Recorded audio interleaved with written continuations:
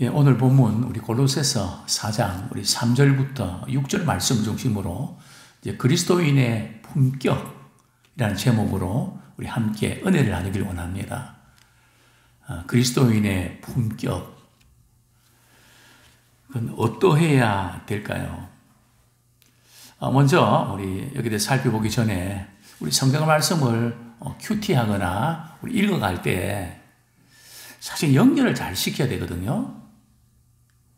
근데 우리 연결을 안 시키고 이상하게 이렇게 해석을 하는 경향이 있습니다. 내 식으로. 예를 들면,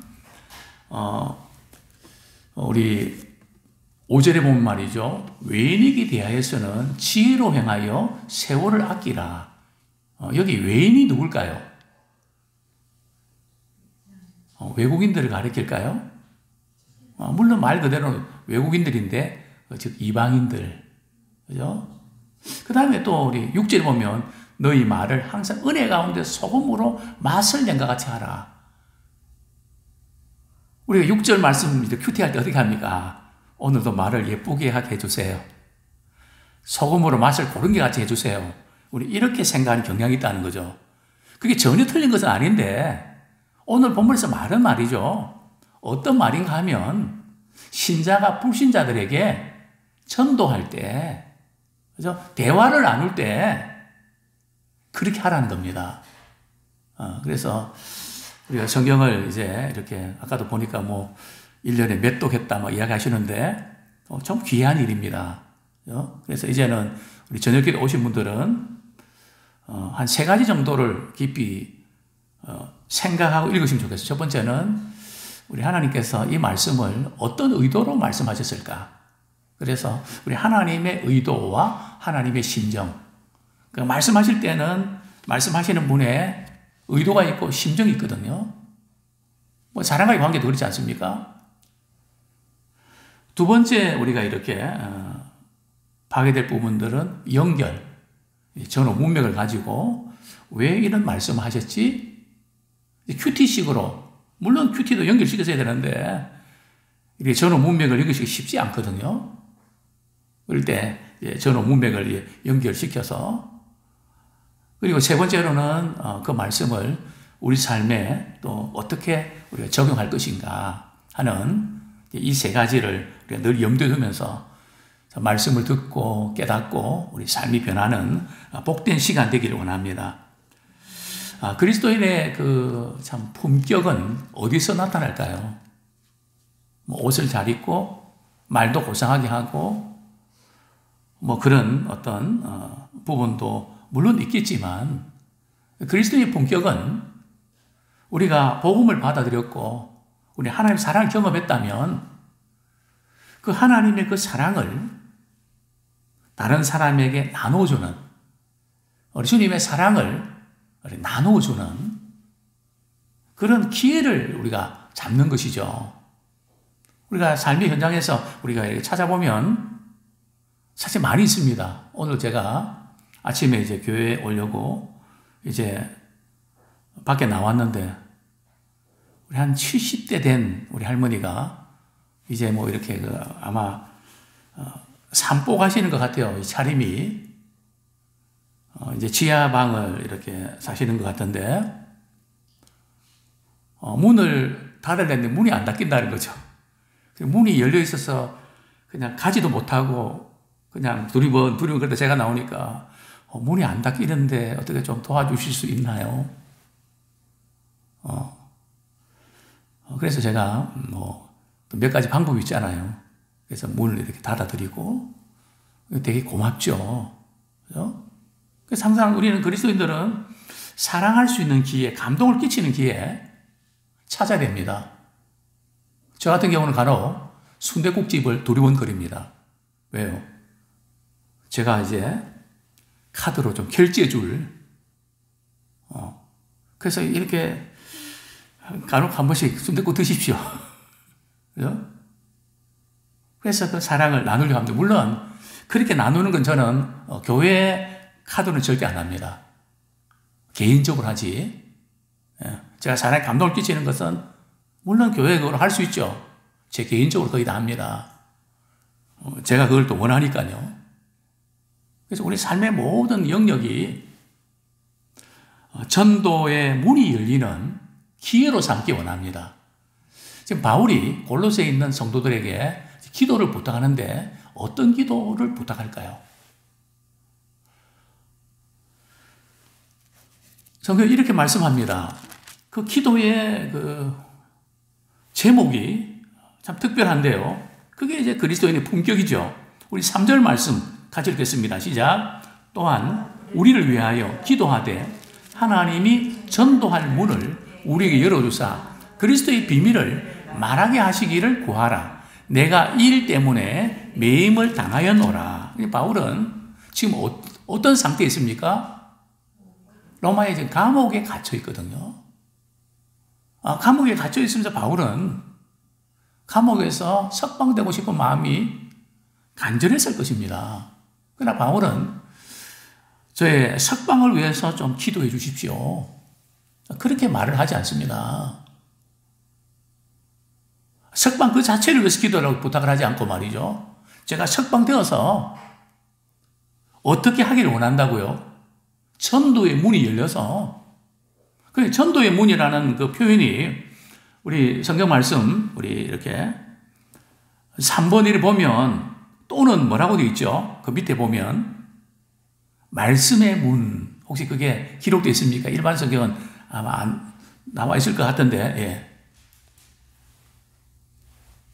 찾으셨습니까? 우리 3번에 보면 전도할 문, 이렇게 3이라 되어 있는데, 그 밑에 보면 또는 말씀의 문을 열어달라고 위해서 기도를 부탁하죠. 그래서 우리는,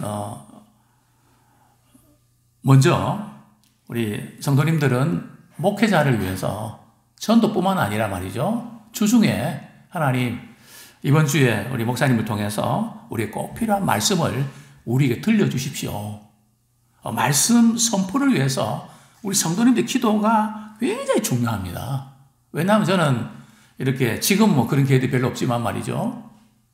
이제 다른 교회 뭐 부흥회를 인도하거나 또 말씀을 선포할 때에 그 강대상에 딱 서면 말이죠. 우리 성도님들이 기도를 많이 해주시는구나. 뭐라고 표현을 못해도 말씀 나가는 거 보면 알거든요. 정말 이 말씀은 성령의 감동을 입고 또 성령께서 때에 따라 말씀을 주셔야 됩니다. 그래서 그 부분은 우리 성도님들의 중보의 기도가 목회자들이 말씀 전하는데 굉장히 중요합니다. 우리 주일학교 우리 또 말씀을 전하는 분들을 위해서 우리 사모님들 또 이렇게 교사들 위해서도 기도하셔야 됩니다. 왜냐하면 마음의 문을 열어서 그 말씀이 들려질 수 있도록 저는 우리 지금 성경 공부하시는 분들을 위해서 기도합니다. 하나님, 참 말씀이 어렵게 들려지지 않고 마음에 그 말씀이 부딪혀서 말씀이 꿀성이처럼 달고 깨달아지게 해주십시오. 깨달아질 뿐 아니라 그 말씀을 따르게 해주십시오. 정말 골든타임 되게 해주십시오. 우리의 지식과 우리 이해, 우리의 학문, 그런 차원에만 매이면 안 되거든요. 성령께서 우리의 마음을 열어주셔야 됩니다.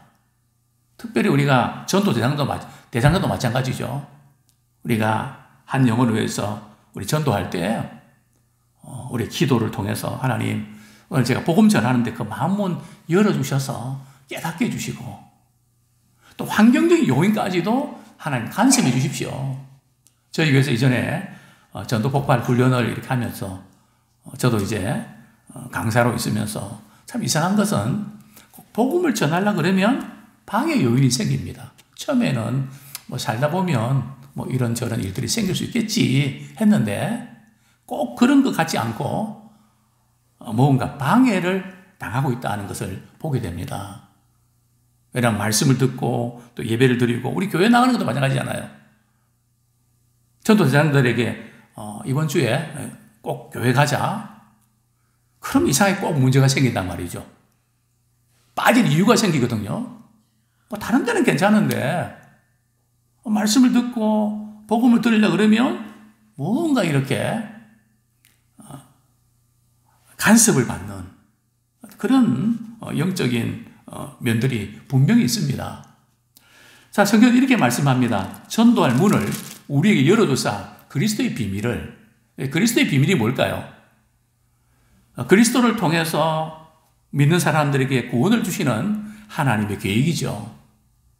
비밀은 아무나 알 수 있는 것이 아니고 정말 성령께서 깨닫게 해주실 때 그 복음을 받아들이게 되는 것이죠. 이 작업이라는 게 참 엄청난 작업입니다. 사망에 매여 그늘에 앉은 자들에게 복음의 밝은 빛이 비쳐서 말이죠. 그 영혼이 주님의 다스림 받는 거. 지금 이전에는 사망에 매여서 다스림 받았는데, 어둠의 그늘에 다스림 받았는데, 이제는 주님의 다스림 받는 이것은 엄청난 사건입니다. 그것이 우리의 지식과 설득과 뭐 잘해준다고 말이죠. 뭐 그냥 우리가 얼마나 많이 해봤습니까? 근데 잘 먹히던가요? 그런데 필요 없다는 게 아니에요. 필요하지만 결정타는 그 심령이 움직이는 것은 주님이 하십니다. 그래서 마음을 열어서 그리스도의 비밀을 담대히 전할 수 있도록 나를 위해서 기도해 주십시오. 그러면서 우리 3절 하반절에 보면 내가 이 일 때문에 배임을 당하였노라. 내가 지금 감옥에 갇힌 것은 복음 전파다가 이렇게 감옥에 갇히게 되었습니다. 그만큼 바울은 자나 깨나 어떤 상황에서든지 복음을 전하기를 원하는 기회를 찾았던 그 최고의 관심이 그에게는 복음이었습니다. 자, 그러면 우리 복음을 전하는 사람, 즉 신자들이 가져야 될 자세와 그 품격과 또 행동과 언어에 대해서 우리가 말씀을 또 살펴보겠습니다. 자, 4절 말씀 같이 읽겠습니다. 4절, 5절 시작. 그리하면 내가 마땅히 할 말로서 이 비밀을 나타내리라. 네, 외인에게 대해서는 지혜로 행하여 세월을 아끼라.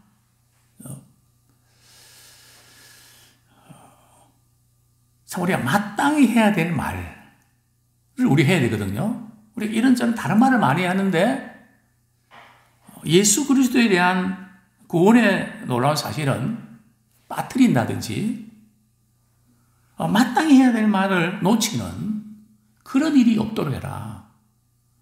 그 마땅히 해야 될 말은 그리스도의 비밀이거든요. 자, 그런데 우리에게 지혜가 필요합니다. 외인들에 대해서는, 불신자들에 대해서는 우리가 지혜롭게 행해야 되는데 말이죠. 이 점에서 우리가 참 약합니다. 불신자들이 우리를 대할 때 상당히 이렇게 못마땅해 하고 거부감을 느낍니다.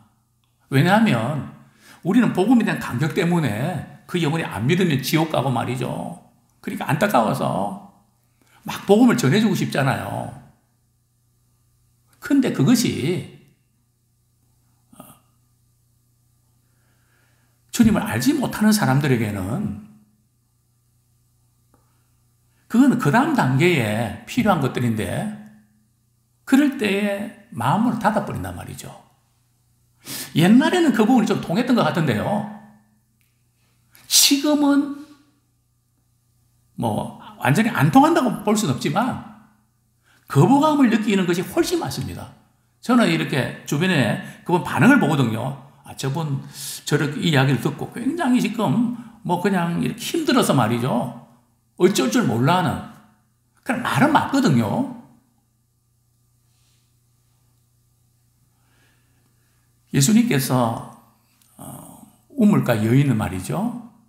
전도할 때 어떻게 하신지 아십니까? 바로 복음을 갖다 대지 않았거든요.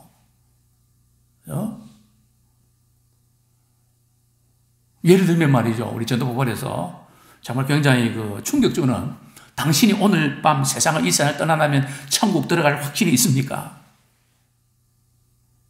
나보고 빨리 죽으라는 말인가? 전하는 분은 그게 아니지만 또 이것이 또 어떤 분이 또 필요합니다.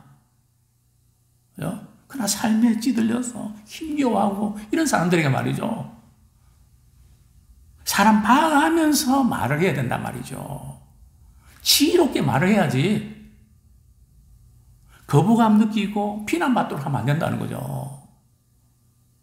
그래서 성경은 우리 예수님은 뭐 어떻게 말씀하십니까? 물 좀 달라고 그분에게 도움을 요청 먼저 합니다.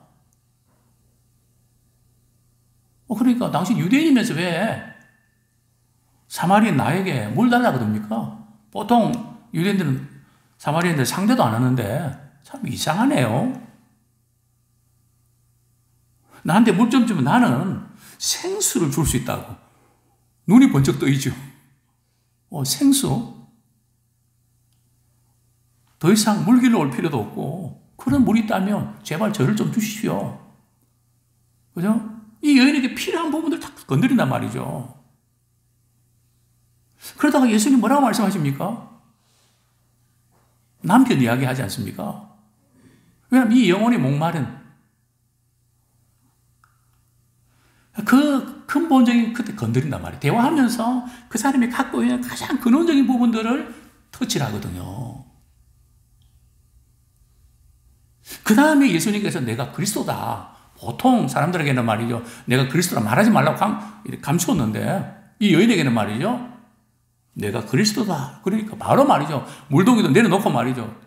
그냥 동네에 들어가고 말이죠. 내가 메시아 만났다고 막 전도하지 않습니까?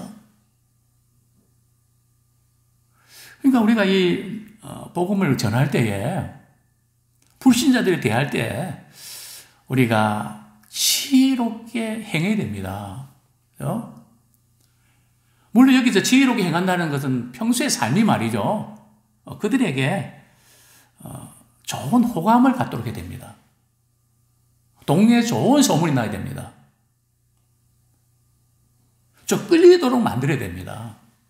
그렇죠? 나 아무개 때문에 난 그 교회는 안 가요. 이래 되면 말이죠. 곤란하죠. 그 교회 그분 있다며요. 정말 그분 대단해요. 이제 그렇게 돼야 된다는 거죠. 그래서 평소의 삶 가운데 참 지혜롭게 행하라. 비난받도록 하지 말고, 주변에 있는 분들에게 참 좋은 영향 끼치고, 좋은 소문 내고, 평소에 좋은 관계를 맺어놓고, 특별히 지금 현대인들은 불신풍조가 만연되어 있기 때문에 그 사람을 신뢰하지 않은 마음은 안 엽니다. 관계 형성 안 된 상태에서 막 복음 전한다고 말이죠. 막 대들면 마음 닫아버리거든요. 그러면 복음 전한 우리가 오히려 더 깊은 상처를 받고 그 다음에는 복음 전하는 것이 위축됩니다. 그렇게 하지 말고, 그죠? 서두르지 말고, 그분이 말이죠. 삶의 의미와 가치와 고민에 대해서 질문하고 뭔가 알고 싶은 그 부분을 출발하라는 거죠. 그래, 그 부분에 대해서 도와주라는 거죠. 그러다 보면 서서히 이제 나오거든요. 뭐, 예를 들면, 아내와 이혼하려고 말이죠. 참, 밤새 잠도 못 자고 고민하면서 제게, 아무래도 이 사람은 같이 못 살겠습니다. 뭐, 그 이야기 나눌 때, 그분의 아픔과 또 고통 걸 같이 나눠주면서,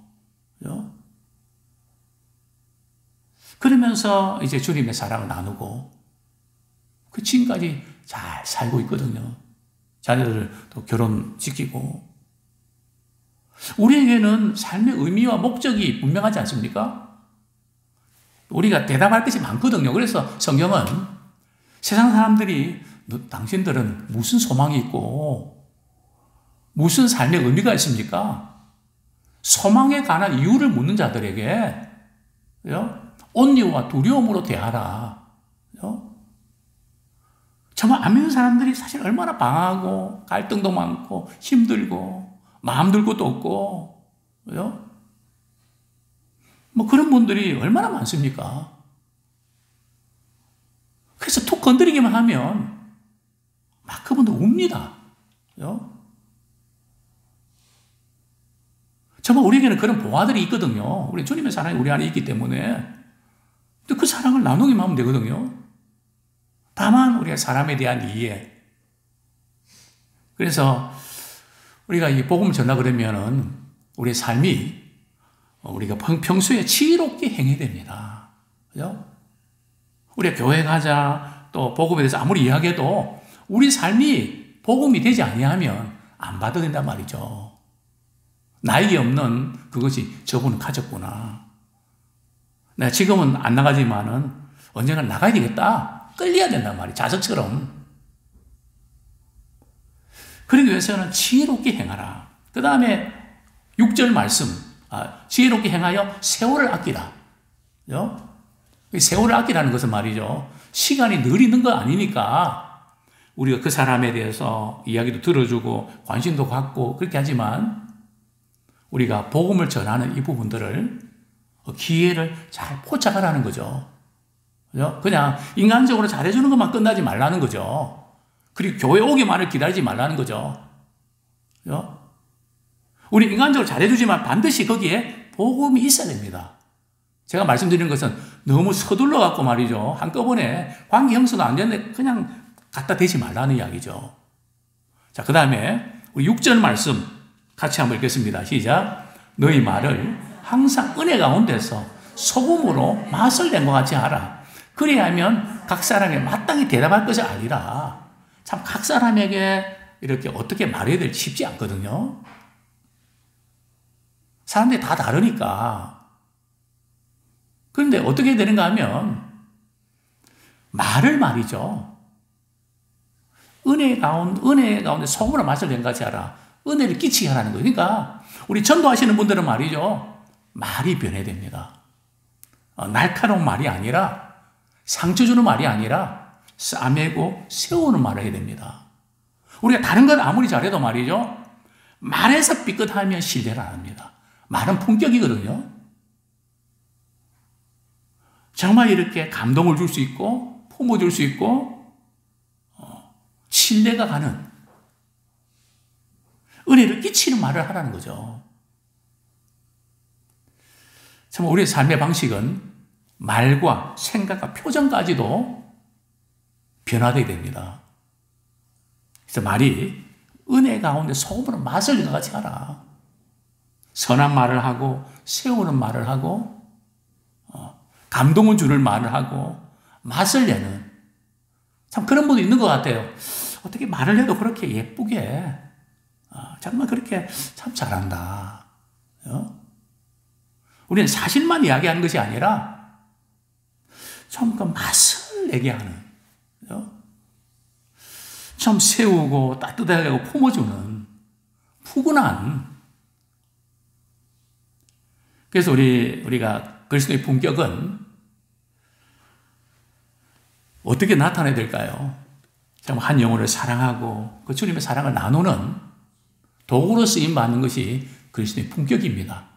어떻게 해요? 우리의 삶 가운데 지혜롭게 좋은 관계 맺고 끌림 있게 하는 거. 평소에 참 이렇게 감동을 끼치는 사랑에 영향을 끼치는 그리고 말